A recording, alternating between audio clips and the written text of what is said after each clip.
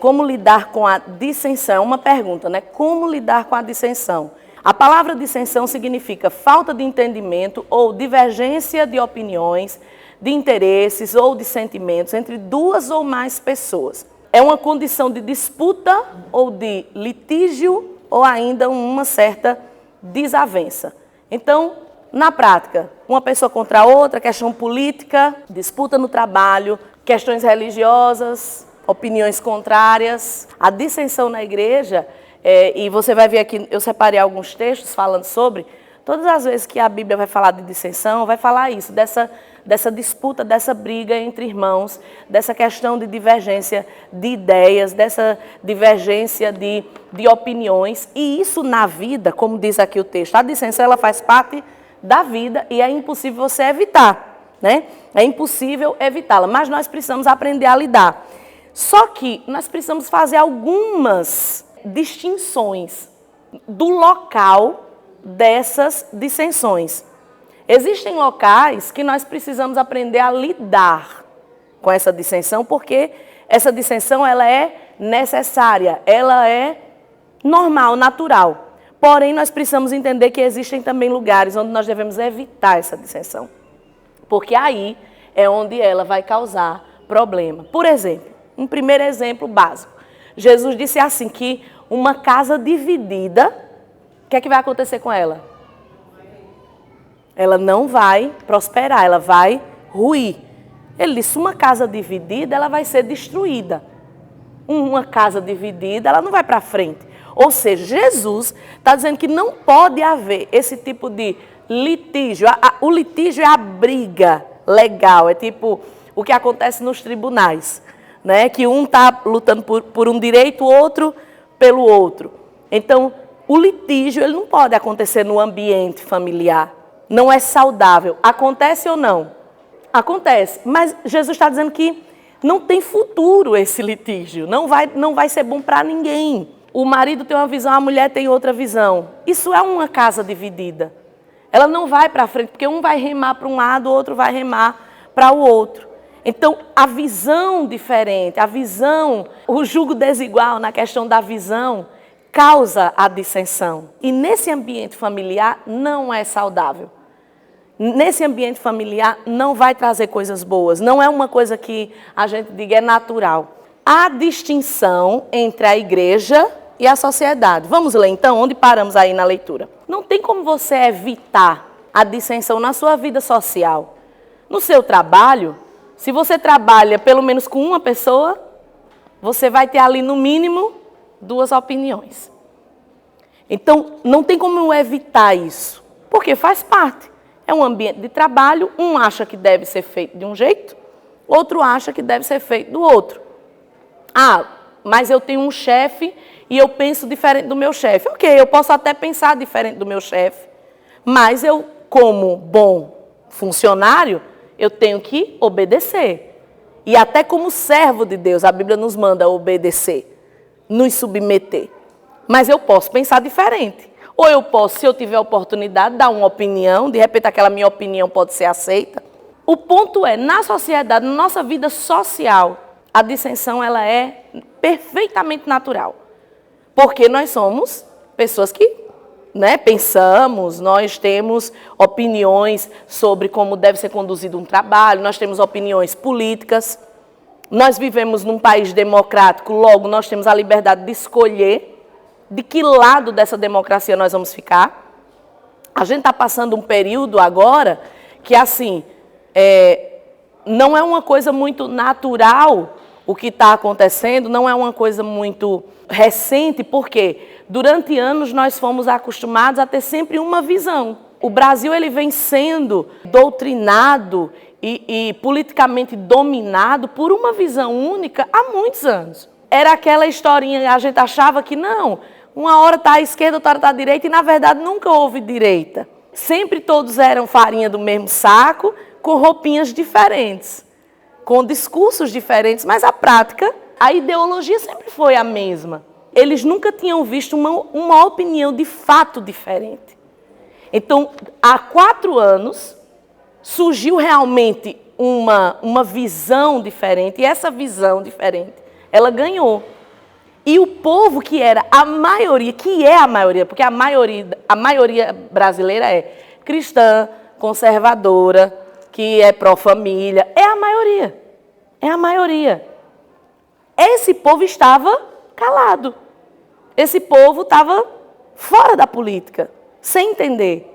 E agora, como esse povo agora entendeu que é importante, que tem que colocar sua opinião para fora, aí a legião de Gadara se levantou para dizer o seguinte, que a sua opinião está errada.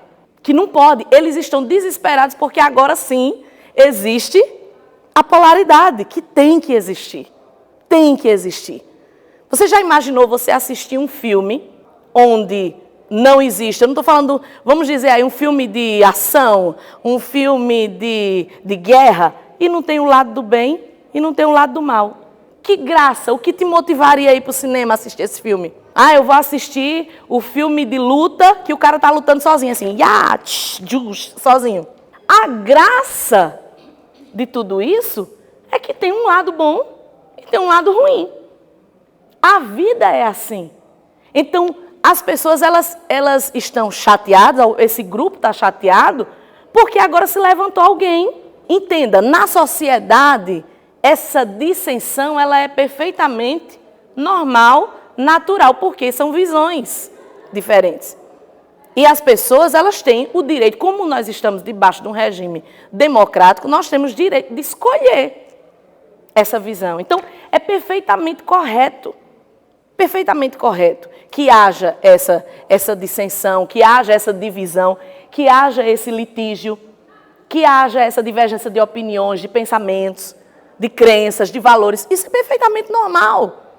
Por quê? Porque nós estamos em sociedade, nós estamos no todo, nós estamos inseridos no todo. Agora, quando a coisa afunila, quando a coisa vai, quando a gente vai entrando em determinadas bolhas, em determinados núcleos, aí é diferente.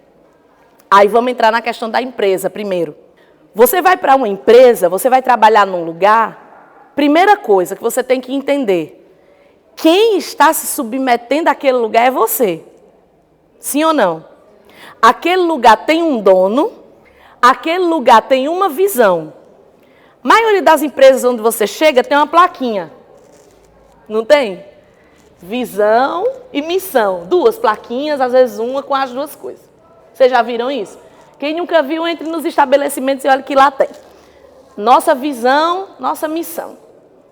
Se eu chego num lugar desse e eu peço um emprego, ou eu faço uma prova para trabalhar nesse lugar, e eu começo a divergir, e eu começo a querer mudar o lugar, quem está errado nessa situação? Eu.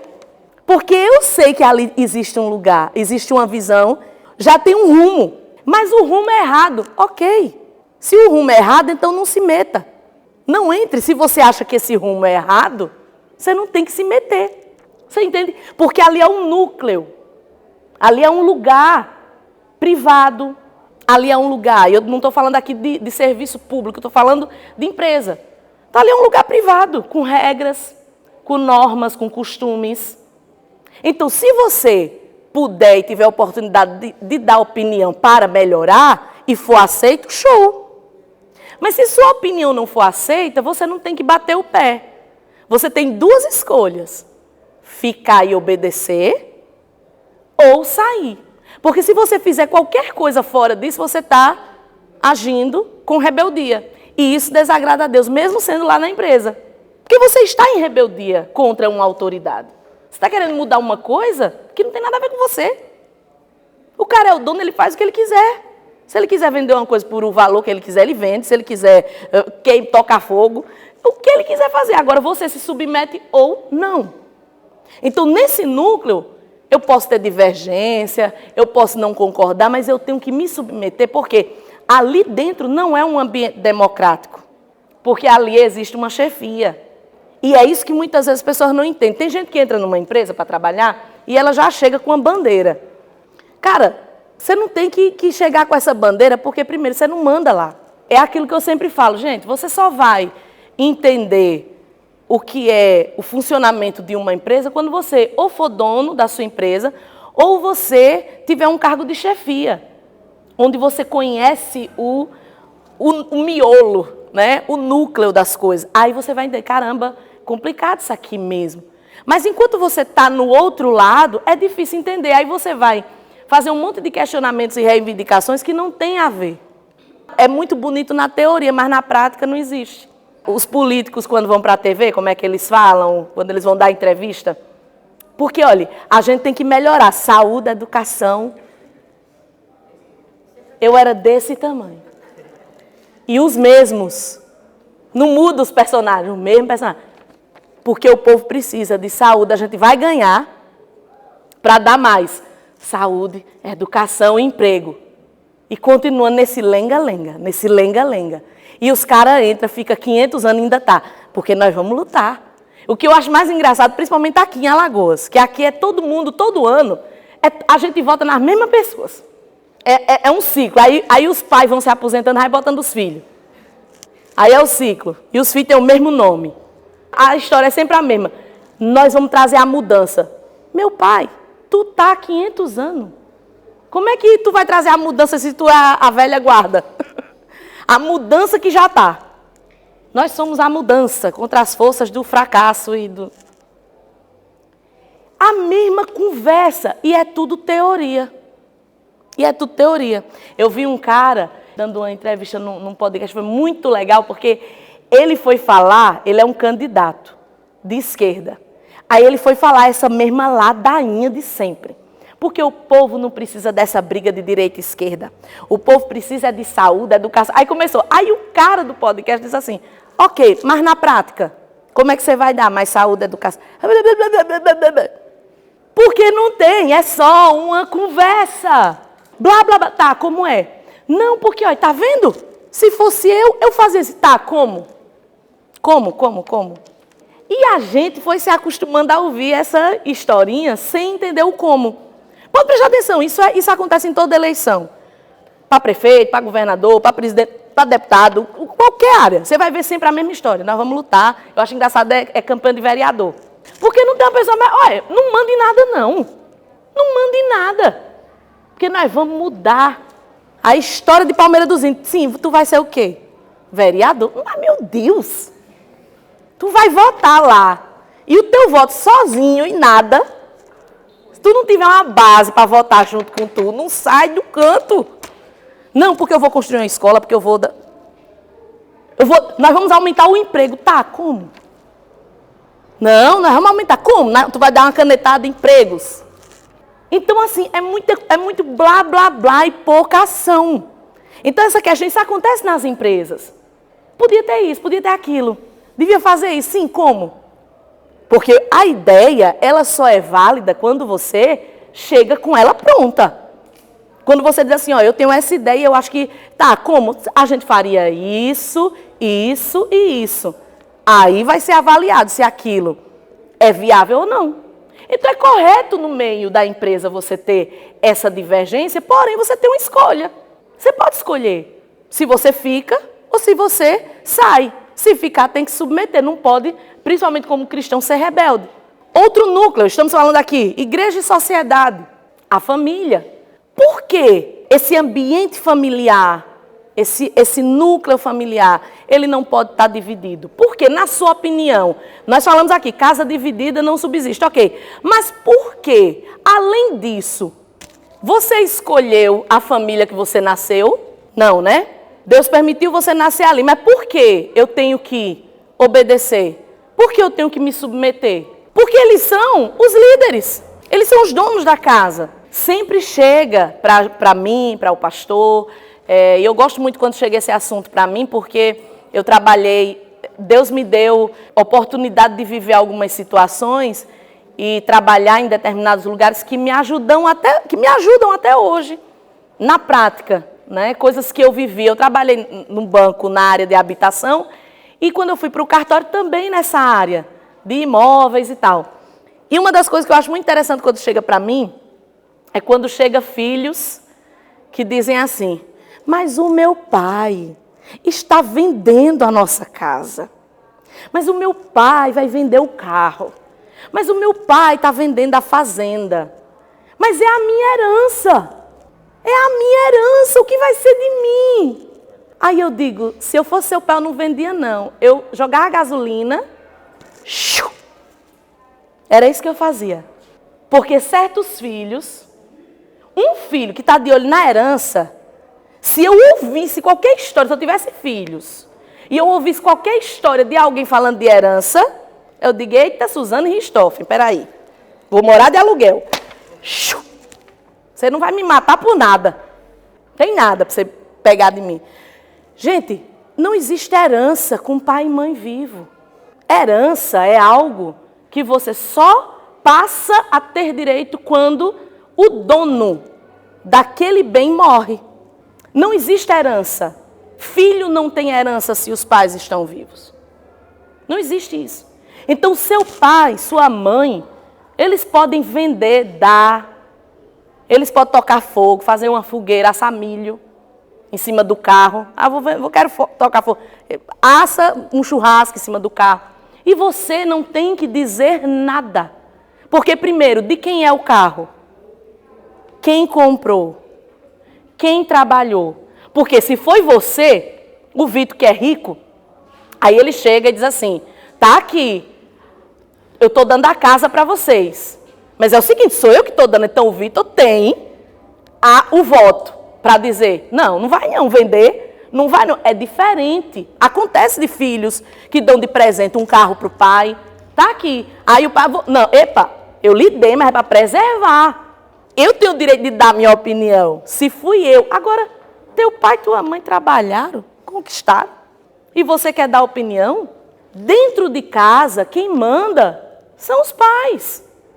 E nós, enquanto filhos menores, ou mesmo que sejamos maiores de idade, mas moramos com nossos pais, nós temos que respeitar a forma que eles comandam a casa. Porque, como diz o velho ditado popular, que não fica velho, os incomodados fazem o quê? Se mudam. No velho ditado não diz assim, quem está incomodado, tira os donos da casa e fique. No velho ditado não diz assim, quem estiver incomodado, traga a transformação para o lugar. Os incomodados se mudem, porque aquele lugar não pertence a você. Então, eu tenho que me submeter. Uma das coisas mais legais de morar só, ou de ser casado, de sair da casa do pai e da mãe, é que ali quem manda é você. Ali você é o dono. Então, se você quiser dormir 4 da manhã, não vai chegar ninguém assim. Acorda, não sei o quê, vai dormir. Amanhã... Não, se você quiser, não. De sexta para sábado, vou maratonar filme. Vou maratonar série. Ou eu vou almoçar 3 da tarde. Porque você é o dono, você constrói suas regras dentro da sua casa. Quando a gente casa, uma das coisas mais legais que a gente fala, sempre que eu falo com os casais, né, eu digo, o que é melhor? A resposta é sempre unânime. É a gente poder sair e não ter hora para voltar. Porque não tem ninguém para ligar. Tá onde? Porque os responsáveis estão ali, que é o casal. Mas por quê? Porque agora eles estão construindo sua história, sua casa. Agora, eu estou na casa da minha mãe. Quando eu morava na casa da minha mãe, eu tinha que obedecer às regras dela. Eu tinha que me submeter às regras dela. Por mais divergência, por mais que eu não gostasse, mas eu tenho que me submeter, porque aqui, lá não é meu. Lá não é meu, é dela. Não é? Eu estou ali temporariamente, porque filho é uma coisa temporária fisicamente com os pais. Se a gente compreendesse, se a gente se colocasse no lugar dos nossos pais, eu acho que a gente teria um relacionamento melhor com eles. Porque quando a gente é jovem, a gente só pensa no nosso lado. Sempre a gente vê os pais, e eu falo aqui pais, avós, tios, os mais velhos. A gente vê como vilão. Então, a gente sempre acha que eles não compreendem e tal, mas eu acho que a paternidade e a maternidade é uma coisa muito ingrata. Porque você cria, você abre mão da sua vida, você mima, você dá tudo, você trabalha só para aquela criatura.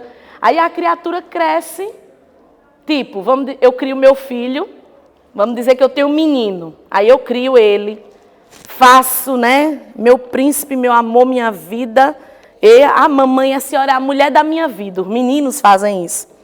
Mamãe, mulher da minha vida, não sei o quê. Aí daqui a pouco chega o camarada com uma dona. Aí diz, aqui está a mulher da minha vida, a mãe. Meu Deus. Perdi o lugar. E perde. Eu gosto muito do episódio que tem do Eu, a Patroa, as Crianças, que eles levam a família para um karaokê. Vocês já assistiram esse episódio? Ele leva para o karaokê. Aí o Júnior vai fazer a declaração de amor para a mulher. Aí ele diz, eu agora quero fazer uma declaração para a mulher da minha vida. Aí a Jake, a mãe, se levanta, obrigada, meu filho. Ele faz, Vanessa. Aí ela, meu Deus, não é mais a mulher da vida dele, né? Não é. Então é muito ingrato, porque pega o menininho e agora ele constrói. Pronto, acabou. Vai ter os laços e tal, mas agora a mulher da vida dele é a esposa e não a mãe. O mesmo acontece com as meninas. O pai, é muito engraçado casamento. Casamento, você sempre vai reconhecer quem é o pai do noivo, da noiva, quem é o responsável, quem criou, quem é irmão, você sempre vai reconhecer. Os do noivo, geralmente, estão muito felizes. A família do noivo sempre está muito feliz. E aí, o pai da noiva sempre está com a cara de velório.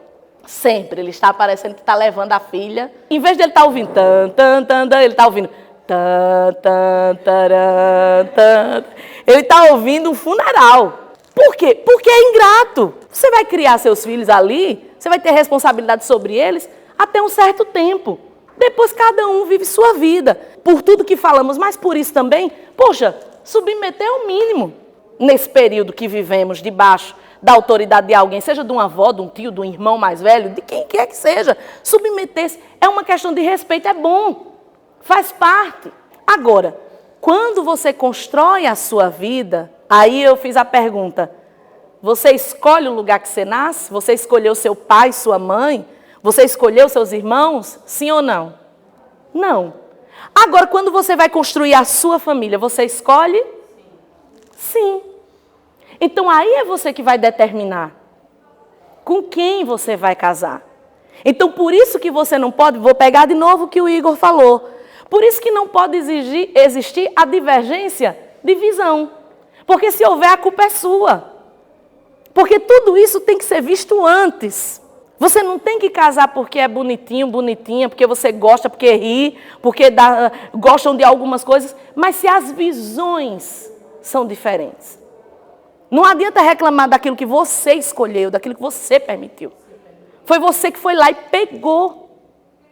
Então, por isso que, às vezes, as pessoas não entendem certos sofrimentos, certas amarguras. Às vezes, vocês que são solteiros, jovens, vocês olham para algumas pessoas já com uma certa idade e você diz, meu Deus, por que essa pessoa sofre tanto? É uma pessoa tão legal, é uma pessoa tão bacana, mas por que ela sofre tanto nesse casamento, nesse relacionamento? Porque ela escolheu. E existem escolhas que chega um ponto da vida que não dá mais para você voltar atrás. A gente estava até comentando, eu estava conversando com a Ivonete, falando para ela, porque eu sou a evangelista do filme do Elvis.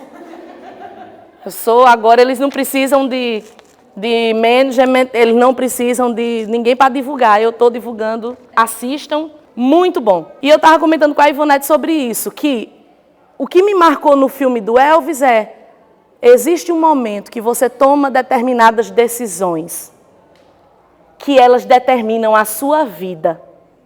E não tem como você voltar atrás, mesmo que você ore, jejum e busque, mesmo que Deus tenha um propósito, uma história para você, não tem como mudar, porque existem erros e erros. E eu falo por experiência, tá? Eu falo por experiência.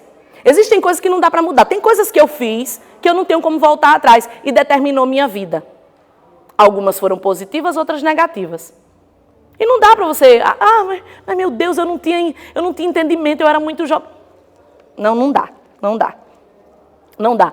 Porque ali é o momento da virada. É a decisão que você não tá prestando atenção, que aquilo vai determinar a tua vida e vai. Todo o problema na vida do Elvis é por uma decisão. Uma decisão. E foi aquela decisão que tirou ele da presença de Deus e que trouxe tudo para ele. De ruim, mesmo que aparentemente fosse bom. Mas foi toda desgraça. E essa historinha de quem tem promessa de Deus, quem tem propósito de Deus, não vai morrer, Deus vai cumprir, vai não. Vou logo, não vai. Porque se eu escolher o caminho contrário, Deus não vai cumprir propósito se eu escolhi o caminho contrário. Não vai. Por quê? Porque eu escolhi. Eu escolhi. Então, a escolha é um negócio muito sério. Então, quando você escolhe a sua família, quando você é menina, quando você é menino, escolhe o seu cônjuge, a responsabilidade é sua. Aquela escolha, ela pode determinar a sua vida. Por quê? Porque tudo isso aconteceu. Porque houve um erro lá atrás. Quando eu entendi isso na Bíblia, eu fiquei muito triste. E eu sempre comento isso com o pastor, que é uma verdade amarga. Que muita coisa que a gente sofre não é culpa nossa. Muita coisa que acontece com a gente é por decisões de pessoas.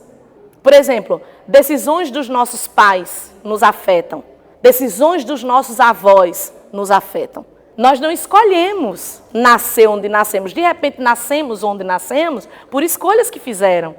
Então, determinaram nossas vidas lá atrás. Pegar o exemplo que eu dei da questão da herança, e aí eu vou levar para o outro lado.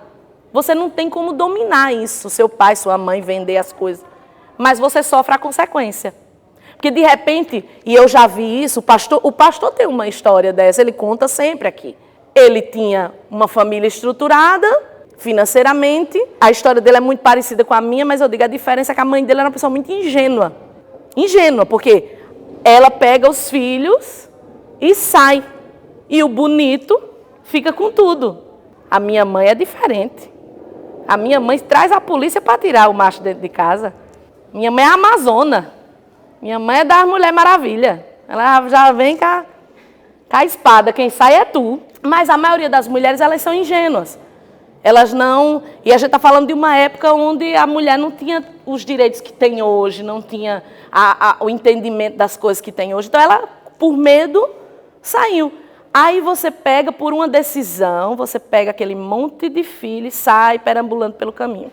Aí vai morar de favor, aí vai comer comida do lixo. Aí a pergunta é, esses filhos têm culpa? Não, mas a decisão desses pais de casarem com a pessoa errada, constituir família com a pessoa errada, afeta.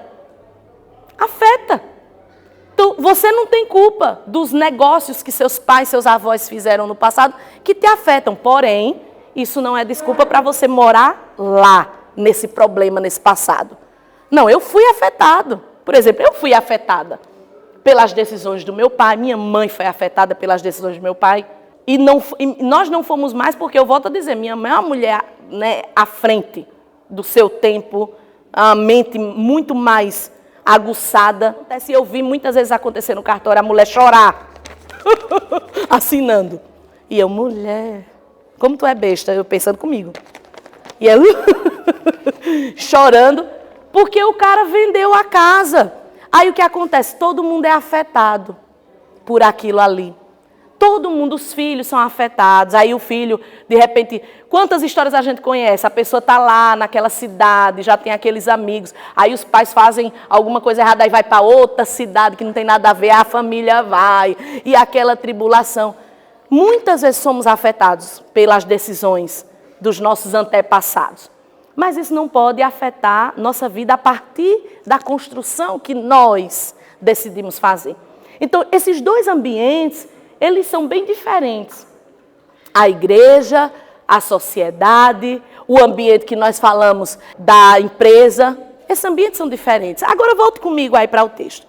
Existem vários tipos e níveis de relacionamento. Não podemos confundir nossa vida social, familiares, amigos, colegas, com a nossa vida no corpo de Cristo, que é a igreja. A dissensão, ela faz parte da nossa vida social, mas ela não deve habitar no meio da igreja. Por quê? Qual é a resposta?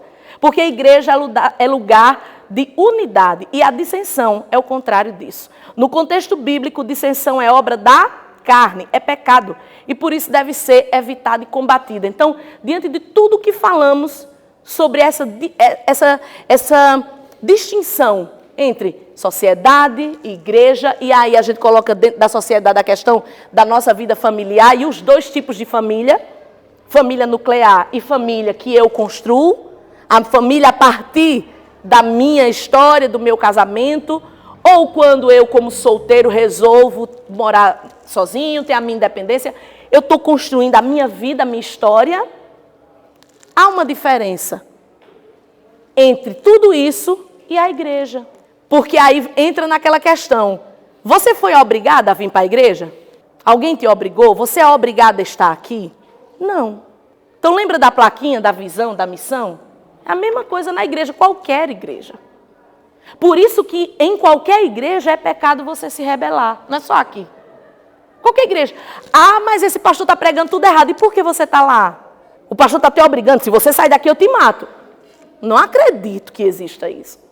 Por isso que a Bíblia condena a rebeldia, porque a rebeldia é uma escolha. Eu só sou rebelde porque eu escolho ficar num lugar onde há divergência com a liderança. Por isso que eu sou rebelde. Ou seja, é uma escolha.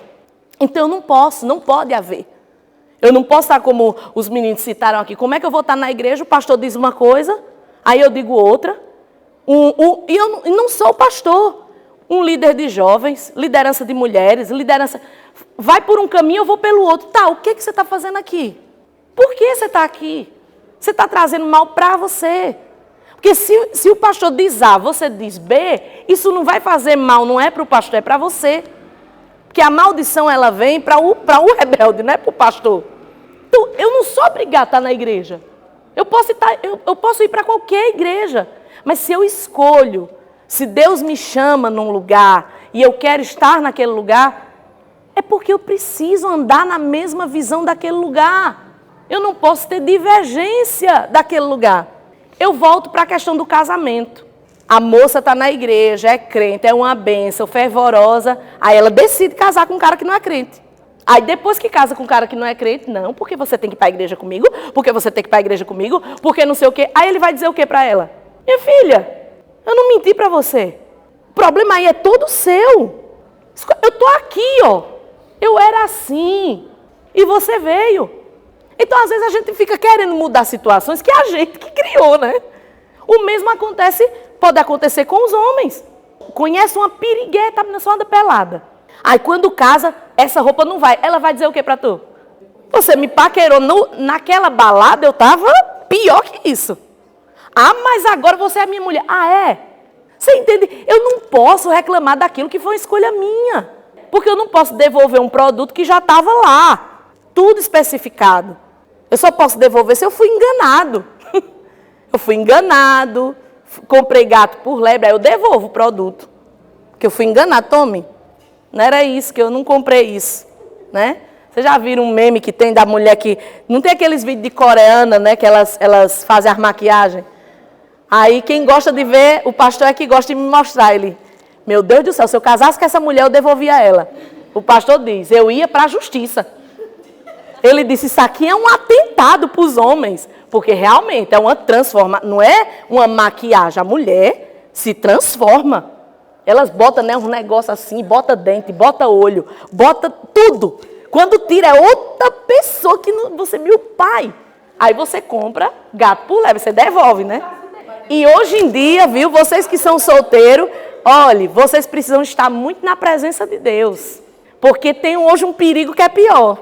Tu comprar menina e ganhar menino. Ó, eu tô namorando com uma menina linda, a menina com pomo de Adão desse tamanho, assim, ó. Oi. É? Nunca mostrou foto dela pequena. Me mostra tuas fotos. Olha, gente, hoje tem que ser CSI para casar, viu? Porque de repente aí ela diz assim, olha, eu não posso ter filhos. Né? Extrair meus ovários, minhas trompas. Quando eu era criança, extraí tudo. Aí tu, meu pai eterno, onde eu me meti. Aí as meninas conheciam um rapaz tão bonito, que a barba, os cabelos, peito cabeludo. Aí você, olha que rapaz lindo. Então hoje tem que orar muito, porque o Senhor nos dá discernimento, né? Já que a gente não é como o mundo, que experimenta antes, a gente tem que pedir ao Senhor, Senhor, não deixa eu cair, não deixa eu comprar uma menina Kinder Ovo. É a menina Kinder Ovo que tem uma surpresa, né?